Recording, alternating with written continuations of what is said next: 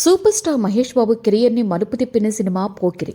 Dynamic director Puri Jagannadh తెరకెక్కించిన ఈ movie అప్పట్లో బ్లాక్ బస్టర్ హిట్గా నిలిచింది. ఏప్రిల్ 28, 2006న ఈ మూవీ గ్రాండ్గా రిలీజ్ అయ్యి వసూళ్ల పరంగా రికార్డ్స్ సృష్టించింది.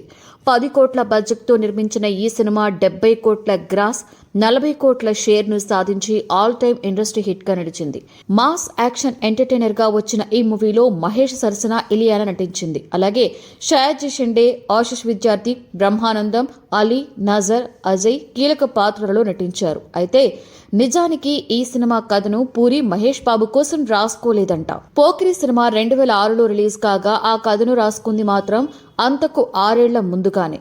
పూరి తన తొలి చిత్రం బద్రీ కన్నా ముందే ఈ సినిమా స్క్రిప్ట్ రాసుకున్నారట. ఇక ఈ మూవీ కోసం హీరోలుగా పవన్ కళ్యాణ్, రవితేజలను అనుకున్నారట.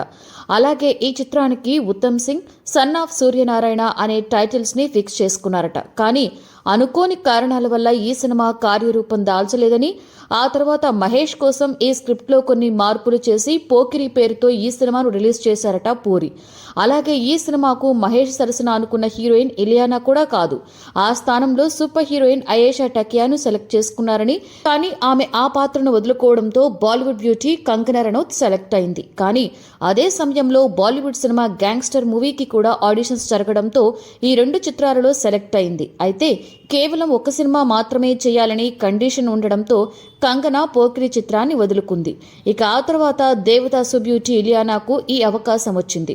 ఈ సినిమా తర్వాత మహేష్ పూరి కాంబోలో వచ్చిన బిజినెస్ మ్యాన్ కూడా బ్లాక్ బస్టర్ హిట్ అయింది.